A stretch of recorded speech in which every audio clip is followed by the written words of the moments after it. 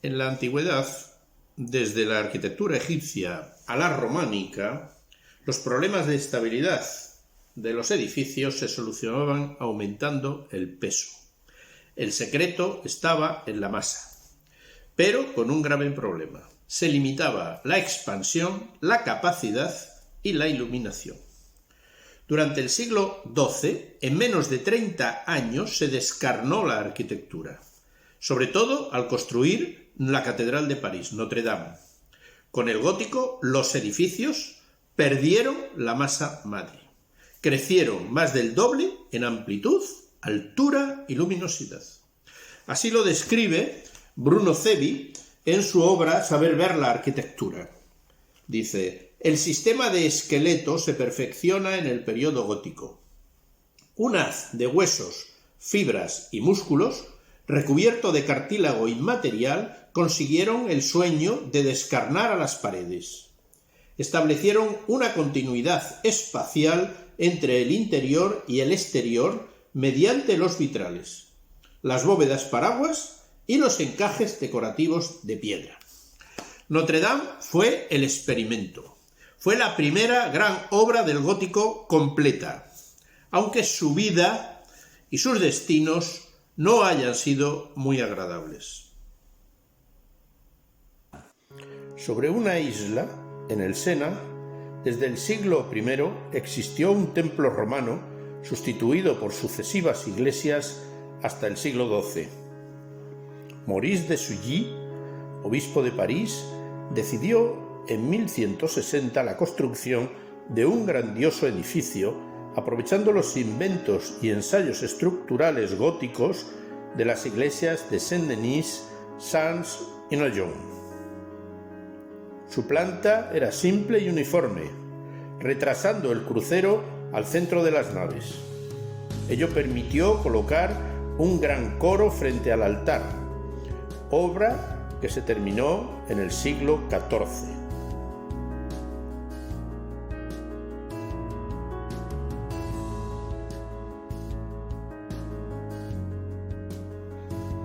Con la llegada del clasicismo a Francia, la arquitectura del templo quedó obsoleta e inadecuada para las ceremonias de la corte real. Cuando el Renacimiento impuso el modelo de basílica antigua, se produjo el primer cambio significativo, dando a la nave central de Notre Dame un aspecto basilical romano. Para ello, se ocultaron los arcos ojivales con grandes cuadros, dejando solo a la vista las columnas, cuyos capiteles se doraron.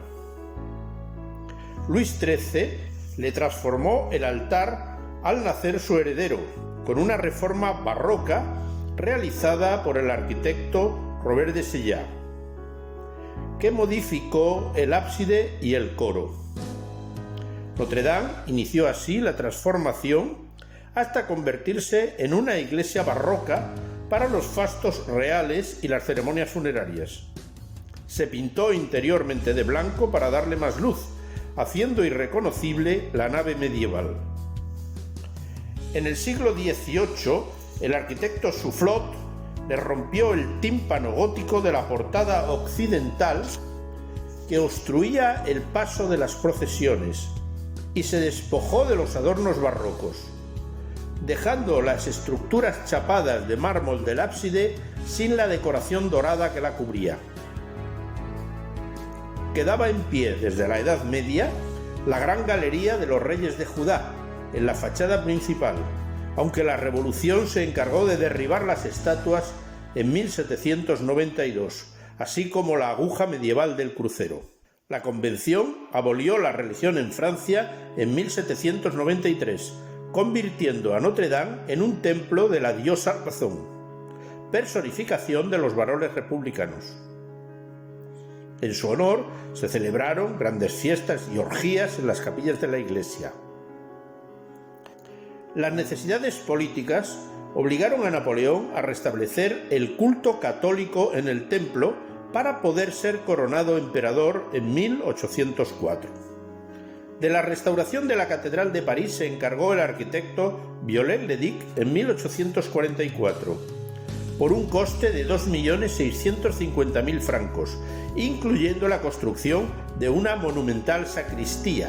Viollet apostó por recuperar la labra en piedra, como se hacía en la Edad Media. Repuso con nuevas esculturas la galería de los reyes de la fachada, eliminando cualquier resto de los añadidos barrocos y neoclásicos, reparando las vidrieras, los arbotantes y la aguja del crucero.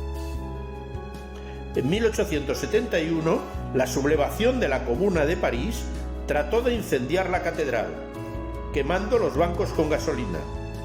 No tuvo consecuencias, pero sin embargo sí destruyeron la iglesia de San Eustaquio.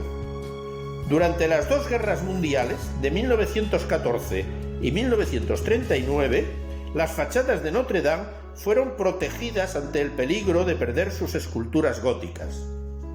Finalmente, el devastador incendio de la iglesia del 15 de abril del 2019 destruyó la aguja levantada por Viollet-le-Duc, hundiendo las bóvedas que eran de lo que aún se conservaba desde la Edad Media.